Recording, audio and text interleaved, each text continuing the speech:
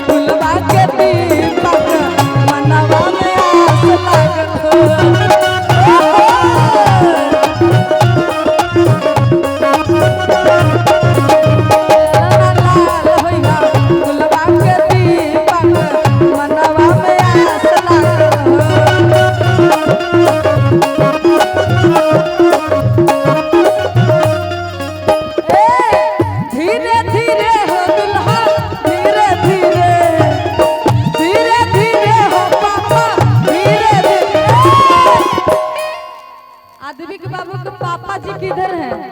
अगर मेरे आवाज को सुन रहे होंगे तो जल्दी से स्टेज पर आप आएंगे और उपस्थित होंगे। अंजय सिंह जी आप स्टेज पर आइएगा और मम्मी से उनके नेग लेकर ही आइएगा। मम्मी नहीं आ पाएंगे, बाकी उनसे नेग लेकर आएंगे, इसीलिए कहना चाहेंगे। और गिरेंद्र यादव जी और वीरेंद्र यादव जी, बाबा जी अगर ये आवाज सुन रहे हैं तो आप भी उपस्थित होइएगा। बाकी पापा जी से कहना है धीरे धीरे हो पापा, धीरे धीरे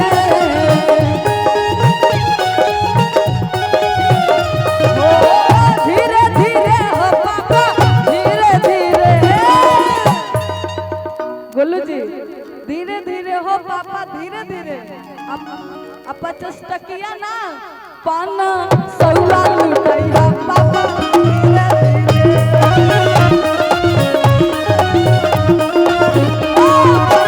सौला लुटैया पापा, धीरे धीरे।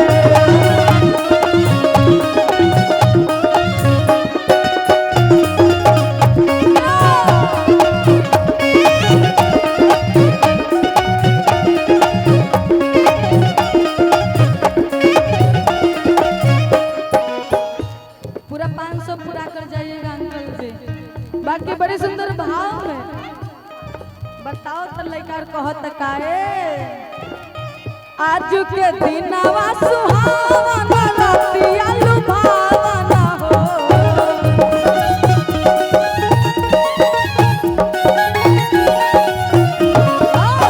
आज के दिनवा सुहावना रातिया लुभावना हो। ललना लाल होइहा, ललना लाल होइहा, फुलवा के दीपक मनवा में आस लागल हो।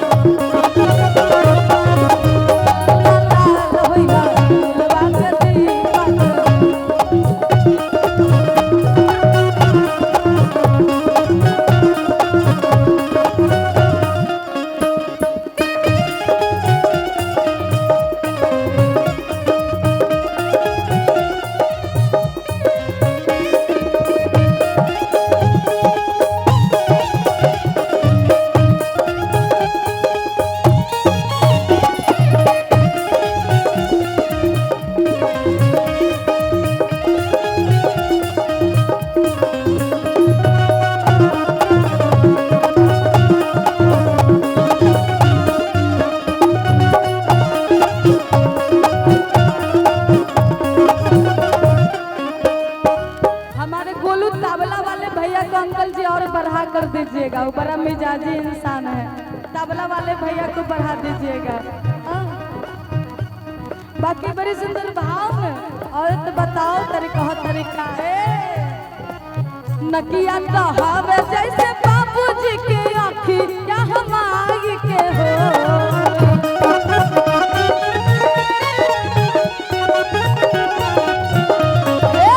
नकिया कहावे जैसे बाबूजी के आँखिया हमारी के कि नकिया कहावे जैसे बाबूजी के अरे अखिया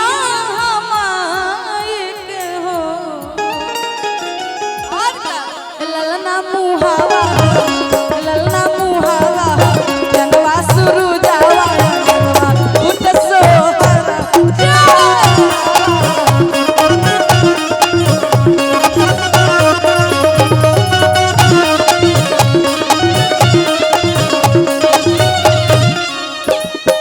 चीज बड़ी है मस्त मस्त चीज बड़ी है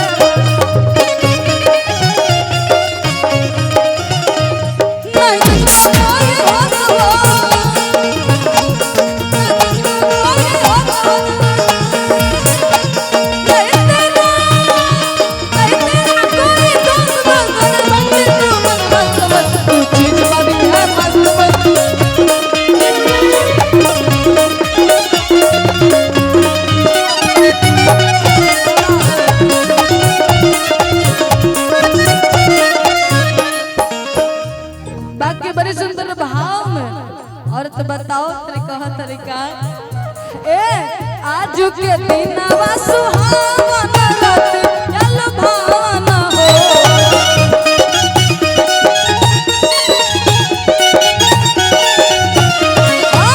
आज के दिनवा सुहावना रात चल भावना हो। ललना लाल होइहा ललना लाल होइहा फुलवा के दीपक मनवा में आस लागल हो।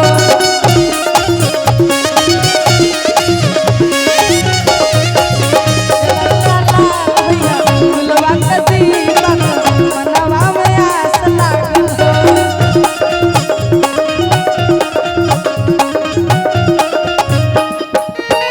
बहुत बहुत धन्यवाद।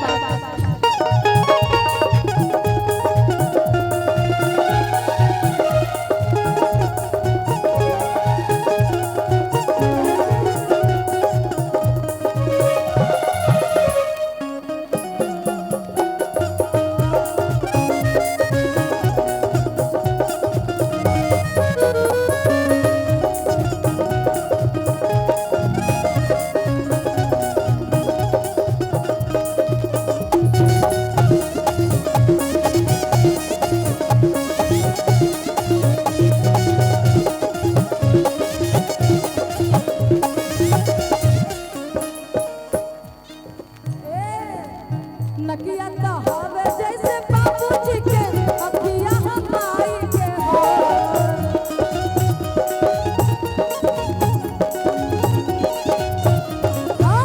नकिया कहावे जैसे बाबूजी के अखिया हमारी के हो।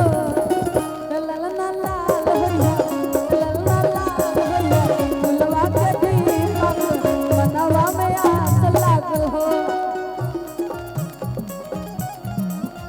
मनवा में आस लागल हो ललना लाल होइहा फुलवा के दीपक मनवा में आस लागल हो। ललना लाल होइहा फुलवा के दीपक मनवा में आस लागल ललना लाल होइहा दीपक मनवा में